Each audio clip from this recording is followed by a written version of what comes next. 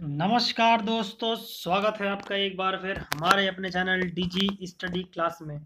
दोस्तों, आज हम लोग आरआरबी एलपी सीबीटी 2 के बारे में बात करने वाले हैं, जिसमें देखिए नॉर्मलाइजेशन में बच्चों के मार्क्स कुछ कम हो गए हैं। देखिए पहले जो रॉ मार्क्स आया था, रॉ मार्क्स से अब जो लिस्ट आई है दोबारा कंप्लीट। आप लोग जिसने अपना रिजल्ट नहीं चेक किया प्लीज़ अपना रिजल्ट चेक कर लीजिए। बिकॉज क्या हुआ है कि पहले से अब कुछ मार्क्स और डिक्रीज हो गए हैं, ठीक है। बिकॉज लोगों ने बहुत सारे लोगों ने ग्रीवेंस डाली थी, शिकायत करी थी, सर हमारे नॉर्मलाइजेशन मार्क्स कम हुए हैं, बड़े हैं, ज़्यादा है, जो भी ये प्रॉब्लम्स हमने डाउट में दिए थे।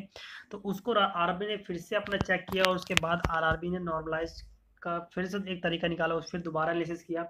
तो जो भी कमियां थी, कुछ कुछ क्वेश्चन गलत थे उनको सही किया, कुछ क्वेश्चन सही थे उनको गलत किया। तो वो सब चीज़ें करने के बाद नॉर्मलाइजेशन के ऊपर जो भी मार्क्स कैसे से सब बड़े सब उसके ऊपर नॉर्मलाइजेशन एनालिसिस दिया, आरआरबी ने खुद दिया है।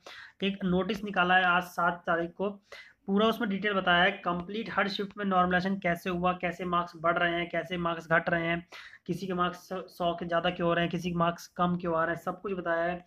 मार्क्स इंक्रीज डिक्रीज कैसे हो रहा है, सब कुछ बताया है इस वीडियो में, इस नोटिस में। तो वीडियो में आगे बढ़ने से पहले मैं फिर से आप लोग से रिक्वेस्ट करना चाहूँगा, जो भी हमारे चैनल पर नए हैं प्लीज़ चैनल सब्सक्राइब जरूर कर दें, बेल आइकन बटन को दबा दें, नोटिफिकेशन बेल को ऑन कर दें, ताकि हमारी जो भी नए वीडियोज़ या प्रेस अपडेट्स हों आप तक सबसे पहले सबसे फास्ट पहुँचें। बिकॉज हम जो आपके पहले न्यूज़ सबसे पहले लेके आते हैं। देखिए दोस्तों, वीडियोज़ को लाइक करना बिल्कुल भूलिएगा। चलिए देखते हैं आज के जो नोटिस आई हुई है। तो देखिए हम लोग आरआरबी भोपाल में पहुंच गए हैं। आप लोगों को कुछ नहीं करना है, आप लोगों को ये लिंक्स www.rrb.bpl.nic.in पे आप लोग कर सकते हैं।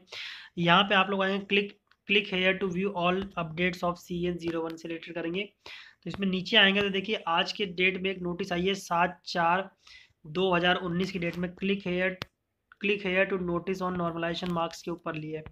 अब आप इस नोटिस पे क्लिक करेंगे तो डाउनलोड होगी नोटिस, ये नोटिस खुल रही है। तो ये नोटिस खुलने के बाद आपके पास आ जाएगी।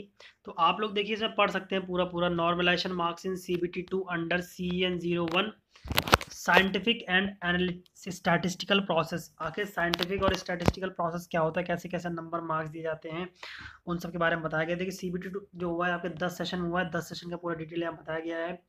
When examination conduct multiple shift, जब ये लोग लगाते हैं all effort there chances of variation in difficulty level में वेरिएशन होता है, इसलिए आपका नॉर्मलाइजेशन प्रोसेस लगाया जाता है। Normalization process followed RRB is a scientific and statistical process, it is not a process of awarding grace mark. Grace mark का कोई प्रोसेस नहीं है, बट एक मार्क्स जो स्टैटिस्टिकल प्रोसेस है वो आरआरबी का है। तो देखिए इसमें होता क्या है, देखिए जो XN है आपका, ये क्या है, नॉर्मलाइज स्कोर जो आपको मिलता है नॉर्मलाइज मार्क्स से कैंडिडेट को, वो मार्क्स होते हैं। अब इसमें S2 और S1 क्या होता है, जो आपका स्टैंडर्ड डेविएशन होता है बेस सेशन का, जो आपका बेस में जैसे 10 सेशन में से आपको बेस मान लिया 50 नंबर, वो बेस हो गया। कैंडिडेट सेशन में कितना एवरेज नंबर है, सपोज करिए 40 नंबर, वो माना जाता है। फिर देन आपका एक्स क्या हो गया, जो कैंडिडेट ने मार्क्स स्कोर किए हैं वो। एक्स एवरेज क्या हो गया, जो उस शिफ्ट में एवरेज मार्क्स आए हैं। वाई एवरेज क्या है, जो बेस सेशन में जो आपका एवरेज मार्क्स है वो। सपोज करिए बेस सेशन यानी कि सारों 10 सेशन मिला के 45 नंबर बेस सेशन हो गए, तो 45 नंबर यहाँ जुड़ जाएंगे आपके, ठीक है। ये पूरा प्रोसेस है। फिर देखिए आपके इन्होंने समझाया भी है कंप्यूटर में रॉ मार्क्स 100 में से कैसे आते हैं। सपोज करिए आपके 100 क्वेश्चन थे, जिसमें से 2 क्वेश्चन गलत हो गया, यानी कि उन क्वेश्चन को आपने इग्नोर कर दिया है। तो नंबर ऑफ क्वेश्चन कितने आपने सही किए हैं, 60 सही किए हैं, जिसमें से करेक्ट मान लीजिए आपके 54 है, आपने 6 क्वेश्चन रॉन्ग किए हैं। तो इट मीन्स आपके कितने नंबर हो गए, 54 मार्क्स हो गए। और 2 आपके जो 6 आपने किए हैं 1/3 नेगेटिव है, तो ये 1/3 इंटू 6 करेंगे तो 2 आ जाएगा। तो 2 माइनस करेंगे यानी 52 मार्क्स। अब ये 52 मार्क्स आप कितने में से आए, 98 में से आए। तो यानी कितने मार्क्स रॉ मार्क्स आपके कितने हो गए, 53.6 नंबर हो गए आपके रॉ मार्क्स। अब इस रॉ मार्क्स पे नॉर्मलाइजेशन कैसे कैसे होता है वो देखिए पूरा डिटेल समझाया है आपको। केवल स्टैटिस्टिकल जो आपका 10 सेशन है उनके दे रखे हैं, सेशन सेशन 1 2 3 4 5 6 7 8। तो इन्होंने क्या केवल एक सेशन को लिया है, 7वें सेशन को उससे बेस मान के बनाया है। 7वां सेशन कौन सा होगा आप लोग देख लीजिए, जो आपका 23 तारीख का फर्स्ट शिफ्ट का पेपर होगा, वो आपका 7वां सेशन होगा। उसमें जो स्टैंडर्ड डेविएशन मार्क्स है वो 18.2 रखा है, और मीन ऑफ रॉ मार्क्स कितना 38 नंबर मतलब उस सेशन में आए होंगे। अब उसके साथ देखिए बच्चों के हर इन्होंने क्वेश्चन निकाला है। अब देखिए सेशन 7 में जो किया इन्होंने, इस टेक एज बेस, उसको बेस माना गया है 7 में, ठीक है। Which is the highest among the session, जिसमें रॉ मार्क्स जो सबसे ज्यादा आए हैं। बाकी देखिए सेशन में देखिए कम आए हैं, देखिए आप 38 नंबर, 38 नंबर, सब में आप देखिए 25 नंबर। कुछ कुछ ऐसी शिफ्ट है, देखिए जैसे मान लीजिए आप 23rd की सेकंड शिफ्ट देखेंगे तो 21 ही नंबर है। ठीक है, तो काफ़ी ज़्यादा मार्क्स यहाँ पे घटे। सबसे टफ शिफ्ट मानी जा रही थी 23rd की सेकंड शिफ्ट मानी गई है, वो काफ़ी टफ थी। तो देखिए 21.1 है उसका मीन रॉ मार्क्स। अब देखिए इन्होंने क्या माना है, एक एवरेज जो मानी है 38 हाईएस्ट अमंग जो मांगा है सेशन में, उसको माना है बेस। तो अब देखिए सपोज करिए कैंडिडेट के सेशन 6 में जिसने स्कोर किया है 50 नंबर रॉ मार्क्स है, उसके रॉ मार्क्स 90 नंबर है। तो अब देखिए इसका स्टैंडर्ड डेविएशन कितना हो गया 18.2।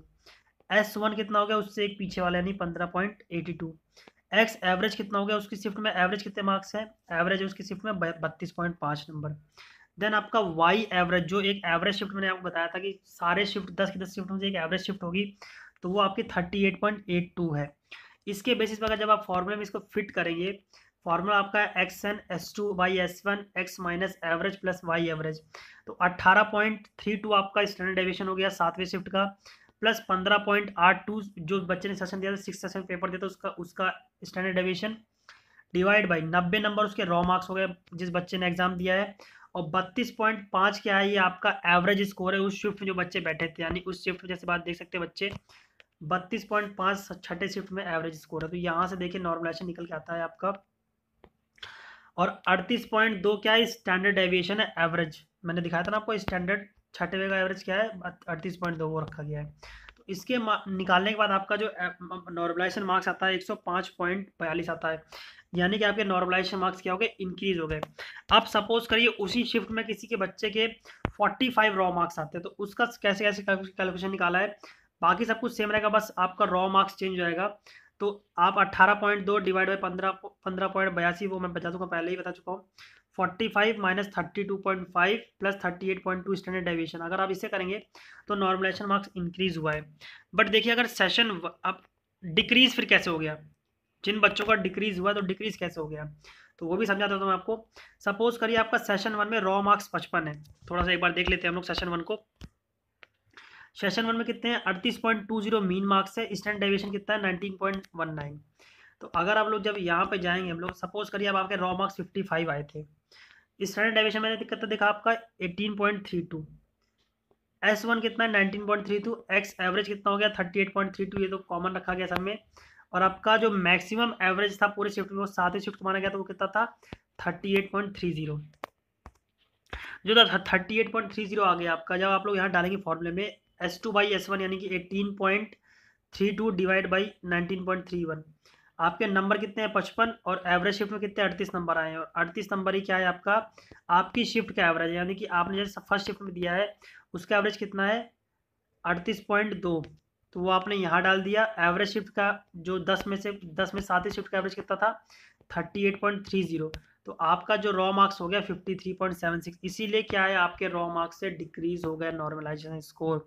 तो ये डिपेंड करता है कि आपने किस शिफ्ट में पेपर दिया है, उस शिफ्ट का लेवल क्या था, उस शिफ्ट में पेपर कितना टफ था, सब कुछ डिपेंड करता है इसमें, इसीलिए आपके मार्क्स डिक्रीज भी हुए इंक्रीज भी हुए, और बहुत से बच्चों के मार्क्स बढ़े भी नहीं है।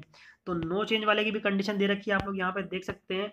बिकॉज वीडियो ज़्यादा लंबा हो जाएगा, मैं एक चीज़ नहीं समझा सकता, इसलिए आप देखिए नो चेंज इंक्रीज कैसे हुए वो भी बताया गया है, एक एक डाउट जो है आरबी क्लियर कर दिया है, तो अब आप लोग को कोई भी डाउट नहीं रहेगा।